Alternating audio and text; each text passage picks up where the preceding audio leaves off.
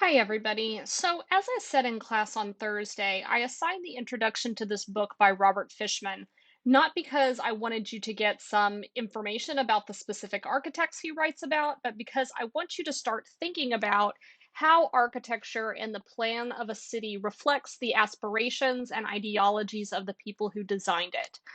As the author says about the plans of Howard Wright and Le Corbusier, these ideal cities are perhaps the most ambitious and complex statements of the belief that reforming the physical environment can revolutionize the total life of a society. So, the design of a city can, according to this mode of thinking, solve social problems, ameliorate inequality, and help people live more harmoniously with one another.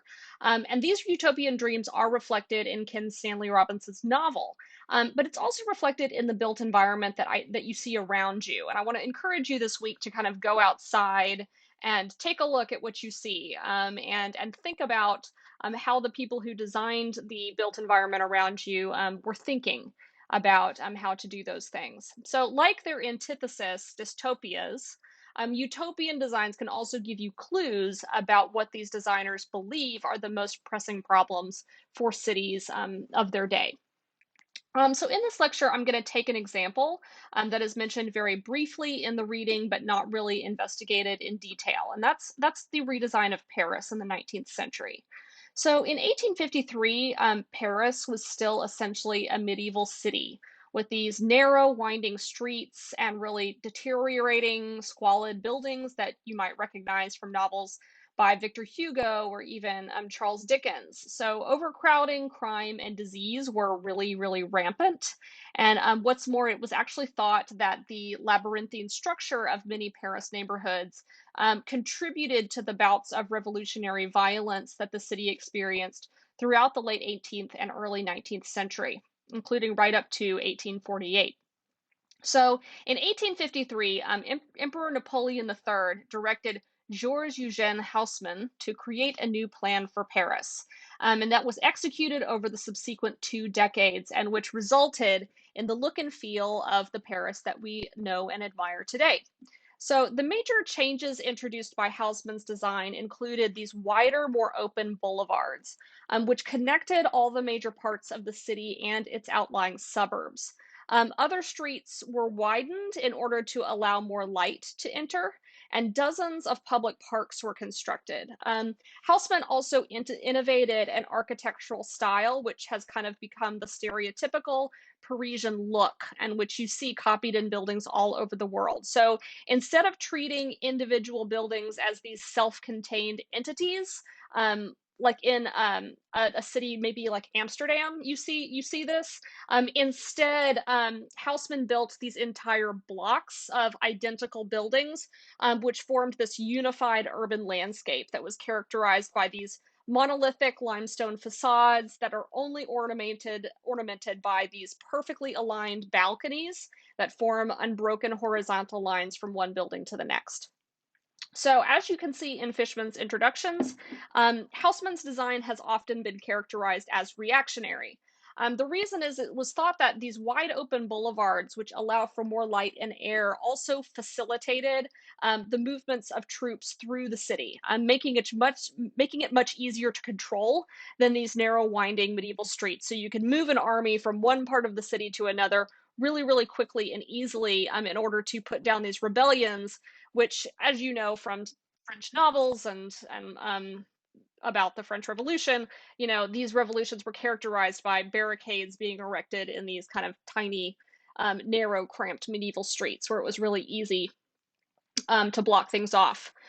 So it was thought that this kind of made that essentially some people have kind of looked at this consequence of Haussmann's renovation and have suggested that was in fact its motivation, that this innovation that allowed for the quicker movement of troops to put down uprisings was essentially why it was done in the first place. But some historians have sort of insisted that we should not read the consequence as motivation, that rather Haussmann's focus on the modernization of the infrastructure, including the medieval sewer system famously described in Les Miserables, the creation of parks that were open to members of all social classes, and the amelioration of poor living conditions, that this is really reflects his true desire to make Paris a healthier and more beautiful place for the working classes and not just the wealthy. And in fact, this characteristic Haussmann facade, kind of like the gridded pattern of New York City streets, which I talked about in the Harlem lecture,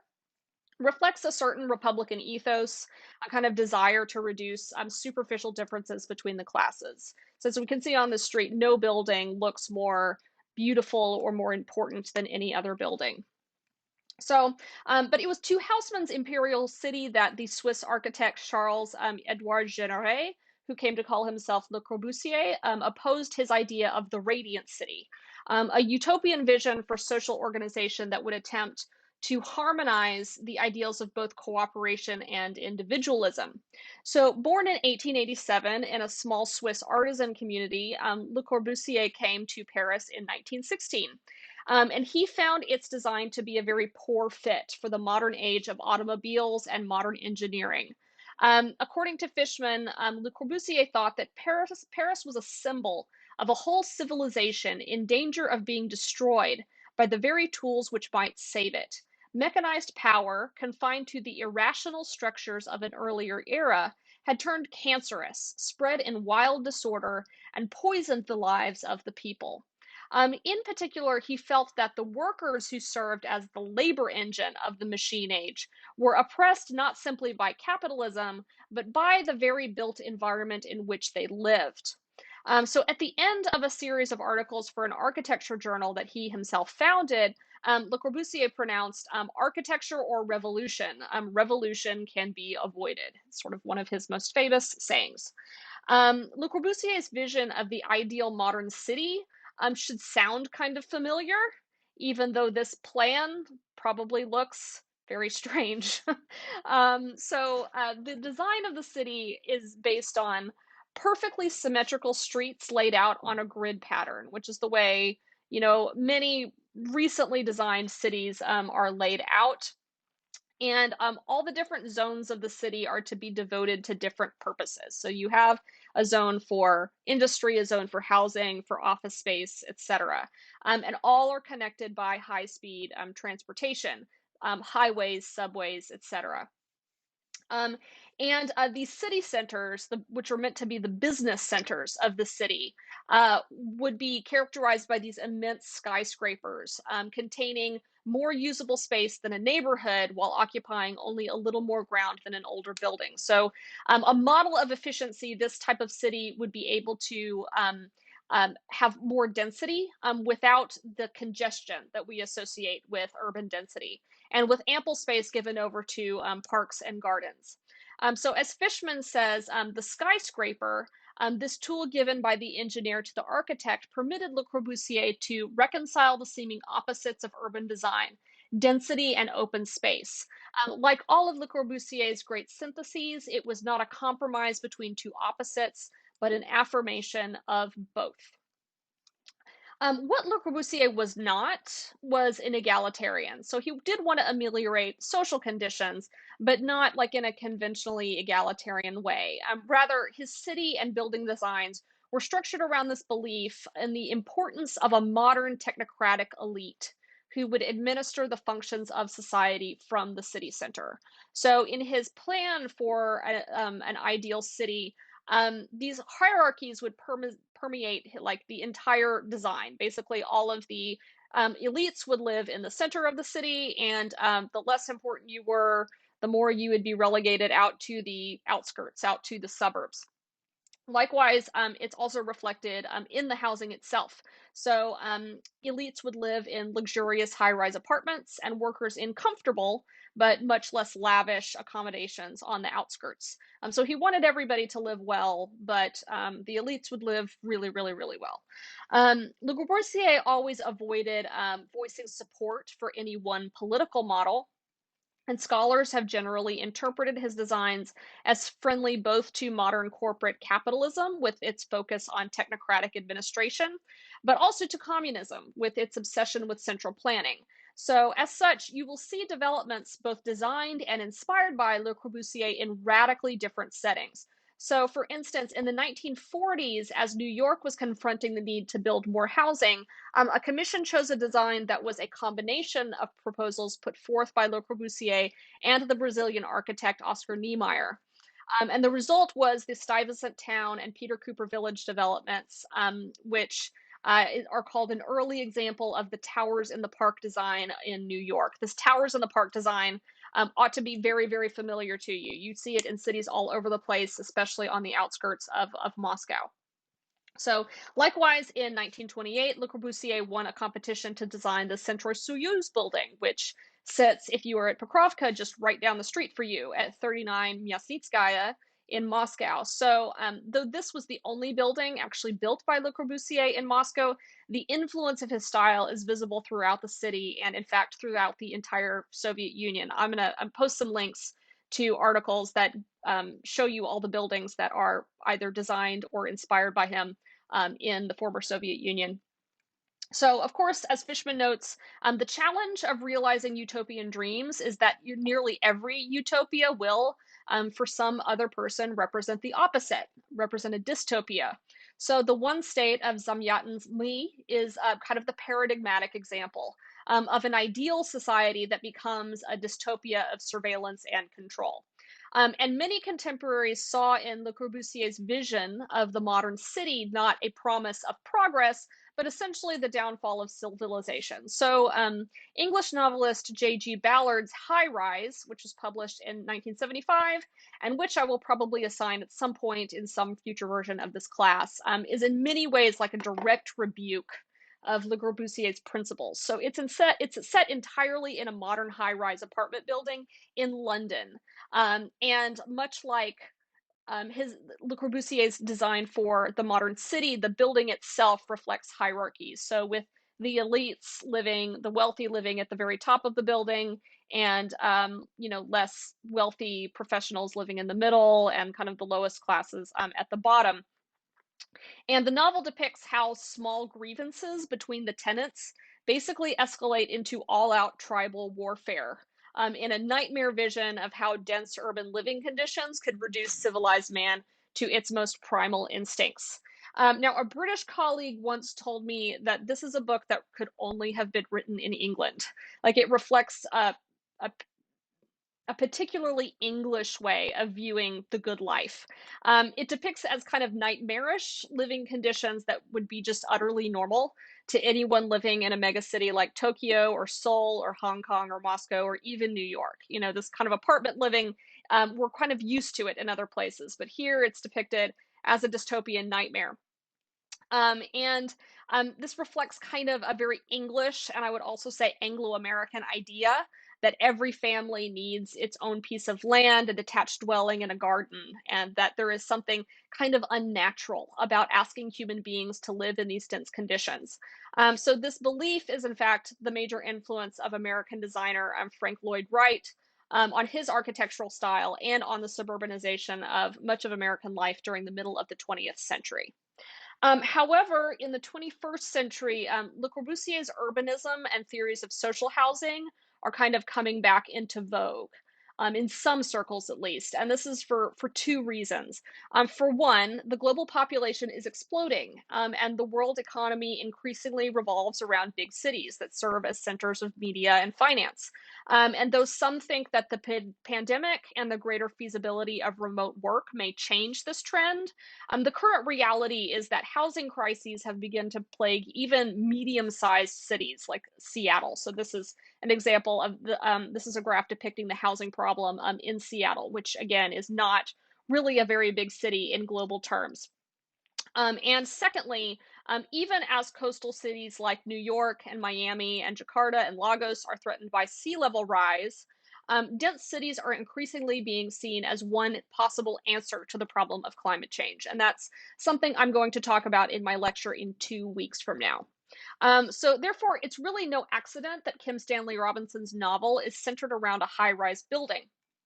Um, and Robinson himself is actually a proponent of living arrangements like cooperatives and co-housing that encourage people to live in more densely clustered communities where they share responsibilities for maintaining and making decisions about communal spaces, just as we see in the novel. The MetLife building is in the novel is kind of run on the cooperative model, which is already common in New York and in a lot of other cities, in which rather than owning your apartment, the residents all own a share in a corporation that's formed with other residents of the building. And in doing so, you secure the right to have a dwelling within that shared building.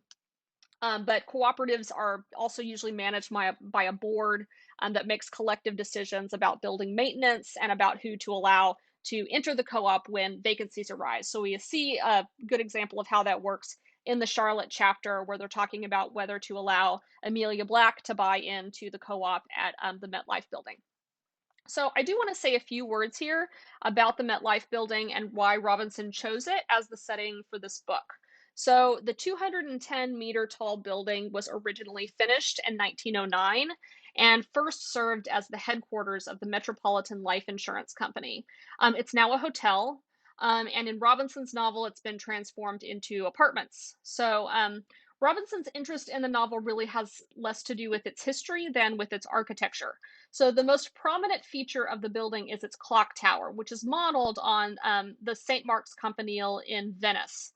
So when Robinson got the idea that his New York was going to become a super Venice due to sea level rise, the potential residents just became obvious. So it's a direct reference to Venice and the fact that New York is a super Venice. It's just kind of the architecture reminds you of that. So the MetLife building is also located on one corner of Madison Square, and it's accompanied by many other architecturally significant buildings. One of these, which you see referenced in the book, is the Flatiron Building, which is on the far right of this postcard picture. And it's got a wedge shape that looks kind of like an iron that you use to press your clothes. And so that's why it's called the Flatiron Building. It was built in 1902, and at the time it was one of the tallest buildings in New York. For years, it and the MetLife building kind of towered over everything else, though over the subsequent century, they would, of course, be dwarfed by much taller skyscrapers. So, Robinson's decision to portray a New York in which early 20th century buildings are still in active use, despite rising sea levels, is rather significant, I think. It reflects the thematic significance of this idea of the tyranny of sunk costs, but it also reflects the ways in which many city dwellers kind of cling to the reminders of their past. Despite being a book about the future, it talks a lot about New York history and seems to implicitly send the message that the best way of ensuring a good future is to preserve the past. That sounds a little like a cliche, but it's a cliche with real practical meaning, as cities are undergoing decisions about how they're going to adapt to these changing realities that I described before, exploding population and climate change. So the world of New York 2140 does in some ways reflect the dream of certain historic preservationists and even degrowth activists that we're going to still be holding on to these old things rather than tearing them down in order to build new things. And it reflects the idea, again, that old things are good and worth preserving and are, in fact, sort of better than new things. But that's something that we're going to talk about in more detail again in a couple of weeks. For now, in our online discussion, I'd like us to consider further what utopian visions are reflected in Robinson's version of the New York of the future. And given that you need to start making blog posts here very soon, really by the end of next week, in order to make the goal of 5 posts by the final deadline, I want to encourage you to also take a look around Moscow this week and investigate how it reflects the multiple utopian visions that have shaped it.